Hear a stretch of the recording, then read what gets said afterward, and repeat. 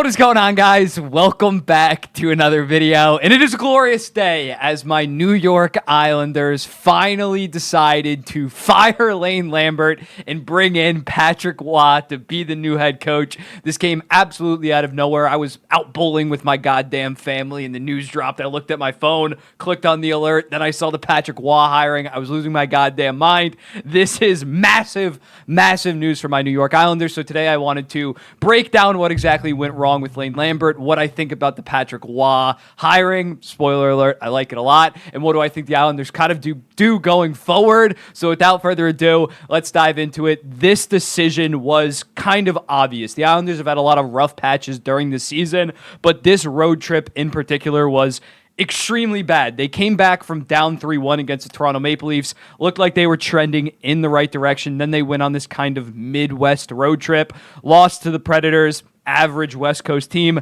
got blown out against the Wild, absolutely unacceptable. The Jets are a good team, just lost that one. And then against Chicago Blackhawks, a Bedardless Chicago Blackhawks, I think they just got straight up outplayed. Seth Jones scored the goddamn game winner. I think it was two other players had their first goal of the season against them. It was an absolute shit show. So when looking at that, getting 1 point in 8 games against, besides the Jets, not very good competition. It's not like they were going up against the best of the best in the Western Conference. Lane Lambert basically sealed his fate because yes, they did struggle at the start of the season, but they were getting those loser points, and it was still early in the season, but at the 45 game mark, they were heading in the wrong direction, and Lou Lamoriello thought the exact same. He felt that the inconsistencies had been going on for some period of time and were not going to end. And I 1000% agree. When looking at this team, it has been an absolute shit show defensively. Yes, they have had a shit ton of injuries. They had to have Robert Bertuzzo and Mike Riley, who's actually been very good off waivers, come in. They've been dealing with a ton, but the defense has really fallen off when it comes to Lane Lambert's system. You look at him compared to prior years with Barry Trotz. With Barry Trotz, it was the defense was just so stout. It was the goaltenders that looked good because of the defense. Under Lane Lambert, it has been the reverse. The goalies have had to absolutely carry his ass. When looking at expected goals per 60, right now they rank 24th in the entire league at 2.67. Last year, they were 2.66, which was 16th in the entire league 2 seasons ago. So the last Barry Trotz season, they were 2.47, which was 19th in the league back then. 2021, their last Eastern Conference Finals run, they were 1.9. Barry Trotz is second to last year, third in the entire NHL, and then the year prior, they were 2.21, seventh in the league. So it has been, since Lane Lambert has taken over, they've basically been an average to below average, especially this year, below average, 24th in the entire NHL. Just so many odd man rushes, especially of late. Defensive breakdowns in their own zone. The team just seems lost defensively under Lane Lambert, and he's not a hard ass like a Patrick Watt that I'm going to talk about. He just lets this shit slide. The culture, the standard was not there with my New York Islanders. Barry Trotz established this culture because obviously he was coming off a goddamn Stanley Cup, and everybody played to that culture. The identity of the New York Islanders, still definitely a physical defensive team, but it was not nearly the same compared to prior years. When looking at Lane Lambert, he wasn't a horrible coach by any stretch. They 93 points last year, 49 and 45. He was about a 91 point pace coach, and compared to other Islanders coaches, that's actually pretty solid all time. But when looking at it compared to what Barry Trotz did with basically the same roster, and yes, they have gotten a little bit older, but also he has a Noah Dobson that has emerged and was better than any defenseman that Barry Trotz ever had. The expectation and the culture of the fan base as a whole is we expect to not just make the playoffs anymore. Even if we make the playoffs this year in a wild card, that's not a successful season. Last year was a failure. With this core that has proven that they can make conference finals after conference finals, I expect this team to basically be cup or bust I call me delusional, but with this core, I expect this team to go deep in the playoffs. I just do. So when looking at Lane Lambert, first year just barely got into the playoffs. This year trending not in the right direction. I think it was time, and according to reporters, this was going to happen right after the Wild loss, but obviously they were on a road trip. The 5-0 Wild loss really sealed it. Obviously they weren't going to fire a mid-road trip, but then you lose to the Jets and lose to the Blackhawks, and that's just going to happen. So they're bringing in Patrick Watt, obviously legendary Montreal and Colorado goaltender.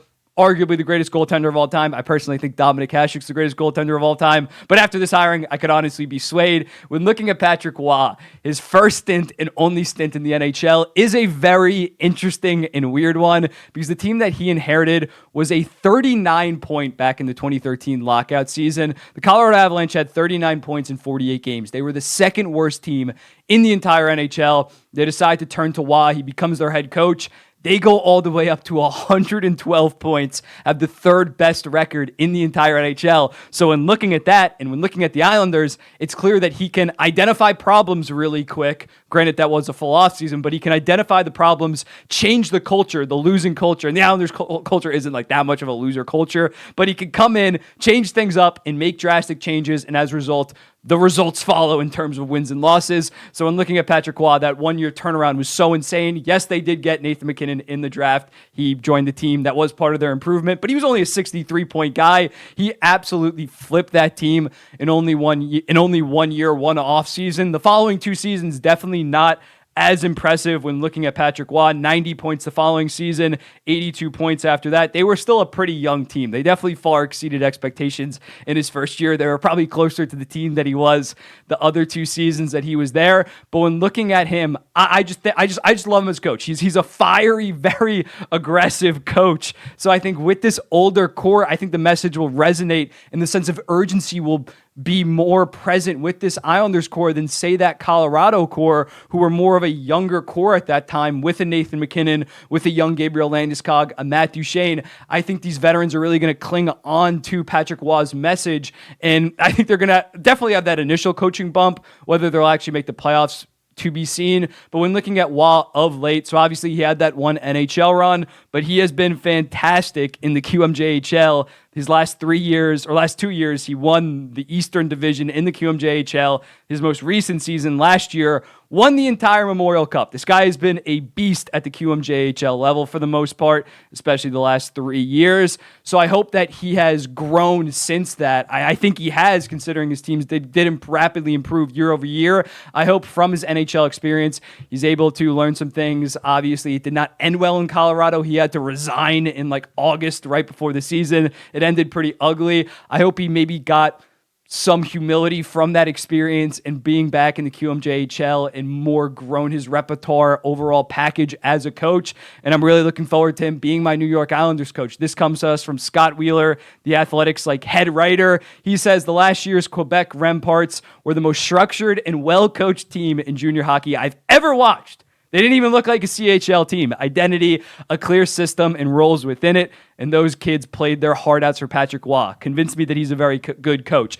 And when talking about the New York Islanders, what did everybody call them under Barry Trotz? They called them a system team. There was no star player. It is all about the system. So when looking at a Patrick Roy, I really hope that he can bring that overall passion out. Because again, they just look lifeless over Lane Lambert. Blowing 3-1 leads, 2-1 leads every single night. This was, for example, just in the month of November, they blew 7-8 leads. Overall, it was 13-14 leads. I don't think that's going to happen under a Patrick Roy. Yes, you will blow leads from time to time, but when looking at a Patrick Roy, if he can get these players to buy into his overall package, I think they are going to be more successful. Will they end up making a deep playoff run? I don't know, but I really like this move for the New York Islanders when looking at it. They're not out of the playoff race yet. They're only a couple points back. It's not like they are far, far back when compared to teams like Detroit, like Toronto. If they go on a heater, if they end up ending this season pretty solidly, they're going to have a decent shot at the playoffs. 49 points in 45 games is not a death sentence. They're not like the Ottawa Senators who fired their coach at 10-16. They were in such a hole. Thankfully, because of the loser point, which not really thankfully because they just blew losses in that scenario, but because of the loser point, they are still very much in the race for a wild card. And I think if this team gets into a wild card with a team like Patrick Roy, if they are with a coach like Patrick Roy, if they start to develop an identity yet again, they are going to be a team that absolutely nobody wants to play in the playoffs. So when looking at the New York Islanders, I like the hire. Right now, according to Lou Lamoriello, it hasn't been determined whether it's a multi-year deal or just for this season. When looking at what the Islanders do, I don't think that they've given them this long-term deal. Maybe they gave him a deal for this season and next year. So I like the idea of Patrick Roy coming in and just what does he have? Don't give him this 2 to 3 year deal like you see other teams do, like a Bruce Boudreau, and then they have to fire him midway through last year. Kind of a show me deal if this is just a 6-month contract. I absolutely love that. Waz going to be fired up. He's going to change the entire culture within the building. It is a very inspiring hire by my New York Islanders. I thought that they would just promote from within. I would have pulled my goddamn hair out if they did that. But Lou Lamoriello clearly does not think that the season is over by any means. And I think going forward, I think they are going to be active in the trade deadline, especially with the injuries that they have sustained. If you make an aggressive deal like this, why are you not going out? Although, again, I didn't love the Bo Horvat trade last year. It's looking pretty good now. They're toast in like 4 to 5 years when looking at the future. So why not, if they are playing better under Wall for the next month, go out and make another move at this year's deadline and see if this core can go on a deep run, because they have proven it in previous years. But let me know in the comments, what do you think about this move? Do you like the hire of Patrick Roy? What grade would you give it in the comments? I personally give it like a B+ or an A-.